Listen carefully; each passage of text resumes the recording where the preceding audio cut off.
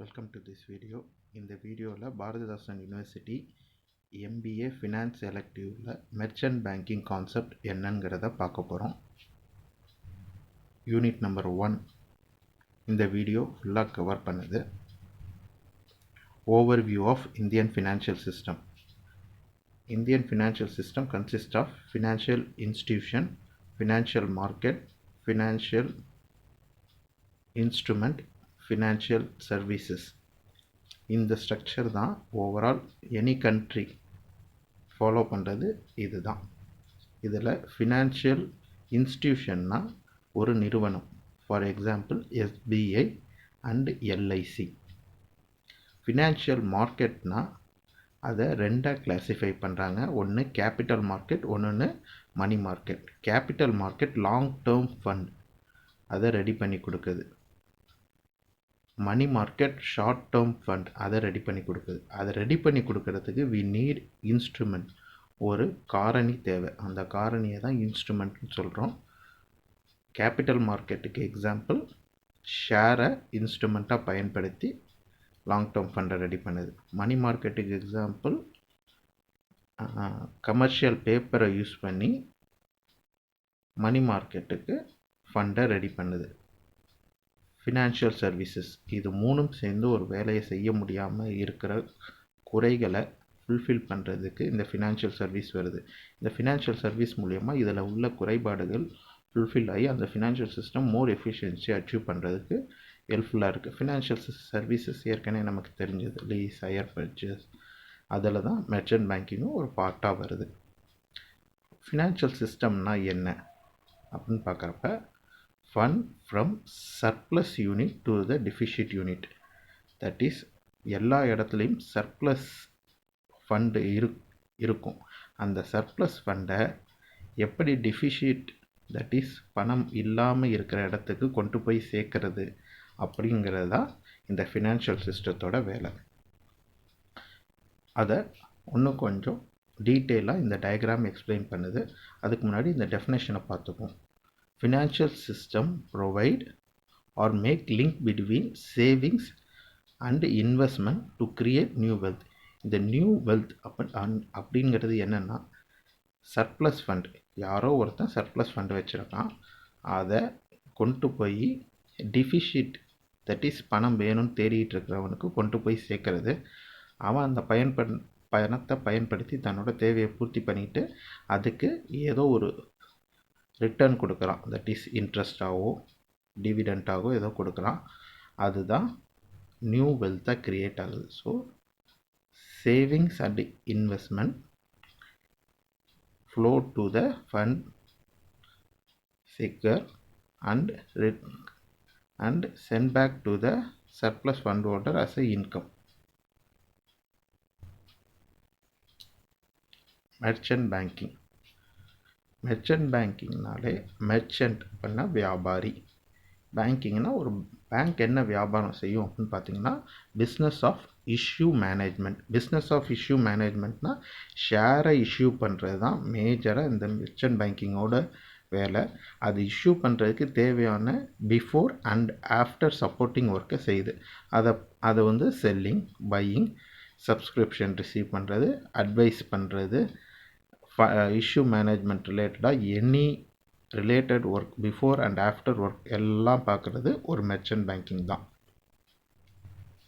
Development and challenge faced by merchant banking. SEBI before, SEBI ஆஃப்டர்னு ரெண்டாக பிரிச்சுக்கலாம். செபி வரத்துக்கு முன்னாடி மெர்ச்சன்ட் பேங்கிங் எந்த கண்ட்ரோலும் இல்லாமல் தன்னிச்சையாக செயல்பட்டு இருந்தது. இந்த இடத்துல வந்து எந்த ரெகுலேஷனும் கிடையாது. மெர்ச்சன்ட் பேங்கிங் இந்த இடத்துல ரொம்ப பாசிட்டிவாகவும் நிறைய கம்பெனியை பூஸ்ட் பண்ணதாகவும் சொல்லியிருக்காங்க. இந்த இடத்துல வந்து சம் ரெகுலேஷன், ஃபாரின் பாடிஸ் உள்ளார வரப்போ ஃபினான்ஷியல் க்ரைமை குறைக்கிறதுக்காக சம் ரெஸ்ட்ரிக்ஷன் வந்தப்போ கண்டிப்பாக ஒரு சின்ன டவுன் வந்து மெர்ச்சன்ட் பேங்கிங்கில் இங்கே நடந்ததாக சொல்லியிருக்காங்க. Financial institutional structure.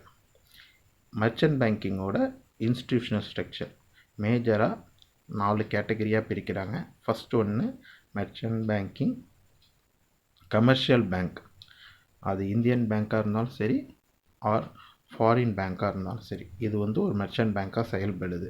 அடுத்தது merchant bank division of financial institution, ஒரு specialised institution, that is life insurance corporation, IDBI, இது மாதிரி ஒரு டெவலப்மெண்ட் இன்ஸ்டிடியூஷன், ஒரு பர்டிகுலராக இருக்கிற டெவலப்மெண்ட் இன்ஸ்டிடியூஷன் அவனும் மெர்ச்சன்ட் பேங்கிங்காக ஆக்டிவ் பண்ணுறான். அடுத்தது merchant banking promoted by stock broker firm, எவன் ஒருத்தன் ஸ்டாக் புரோக்கராக இருக்கானோ, ஸ்டாக் புரோக்கரோட நேம் கொடுத்துருக்கோம், அவன் வந்து மெர்ச்சன்ட் பேங்கிங் சர்வீசஸை செஞ்சு கொடுக்குறான். அடுத்தது merchant banking service by NBFC, இது வந்து non banking financial services, that is LIC, அது மாதிரி உள்ள ஆர்கனைசேஷனும் மெர்ச்சன்ட் பேங்கிங் சர்வீசஸ் செய்யுது. ஃபங்க்ஷன்ஸ் ஆஃப் மெர்ச்சன்ட் பேங்கிங், இது எல்லாம் மெர்ச்சன்ட் பேங்கிங்கோட ஃபங்க்ஷன். இதில் வந்து மேஜராக கார்ப்பரேட் கவுன்சிலிங், ஒரு கார்ப்பரேட்டுக்கு என்னென்ன விஷயம் வேணும் அட்வைஸ் பண்ணுறது. அடுத்தது ப்ரீ இன்வெஸ்ட்மெண்ட் பண்ணுறதுக்கு முன்னாடியே ஸ்டடி அதை வந்து பண்ணி கொடுக்கறது மெர்ச்சன்ட் பேங்கிங் தான் பண்ணி கொடுக்குது. அடுத்தது இஷ்யூ மேனேஜ்மெண்ட், ஒரு இஷ்யூக்குள்ளார போகிறப்ப ஷேரை ஃப்ரெஷ்ஷாக இஷ்யூ பண்ணுறப்ப அண்டர் ரைட்டிங் சர்வீஸ் பண்ணி கொடுத்துக்குது, அவங்களோட போர்ட்ஃபோலியோ மேனேஜ்மெண்ட் பண்ணுது, ஒர்க்கிங் கேபிட்டல் ஃபினான்ஸ் ரெடி பண்ணி கொடுக்குது, credit acceptance and bill discounting function பண்ணி கொடுக்குது, மர்ஜர், இது மாதிரி எல்லா சர்வீசஸும், ஃபாரின் கரன்சி, மியூச்சுவல் ஃபண்ட், இது எல்லாமே மெர்ச்சன்ட் பேங்கிங்கோட சர்வீசஸில் ஒன்று. அதுதான் அதில் மேஜராக நம்ம சொன்ன corporate counselling, pre investment, that is issue management, இதை தான் மேஜராக வந்து எல்லோரும் கன்சிடர் பண்ணுறாங்க. ஆனால் இது இல்லாமல் இவ்வளோ விஷயமும் மெர்ச்சன்ட் பேங்கிங் பண்ணி கொடுக்குது. Legal and regulatory framework, merchant banking வந்து ஒரு 4 கேட்டகரி 1, கேட்டகரி 2, கேட்டகரி 3, கேட்டகரி 4 அப்படின்னு சர்வீஸ் பண்ணுறாங்க. கேட்டகரி 1 வந்து issue management, acting, advisory, consultant, under writing, etcetera all the things are coming under category 1. and category 4 வந்து only act as a advisory or consultant, ஒரு just advice பண்ணுறது மட்டும்தான். இதுதான் அதோட levels. இதில் வந்து எல்லா சர்வீஸஸும் இருக்கும், இதில் லிமிட்டட், இதில் ஒரே ஒரு சர்வீஸ் மட்டும் இருக்கும், இதில் கொஞ்சம் அதிகமாக இருக்கும், இதில் இன்னும் கொஞ்சம் அதிகமாக இருக்கும். Provision of company act, as per company act merchant banking போகிறப்ப என்னென்ன சர்வீஸ் பண்ணுவாங்க செக்ஷன்ஸ் இங்கே மென்ஷன் பண்ணியிருக்கு, அதை எலாபரேட்டாக நம்ம அப்புறமா பார்த்துக்கலாம்.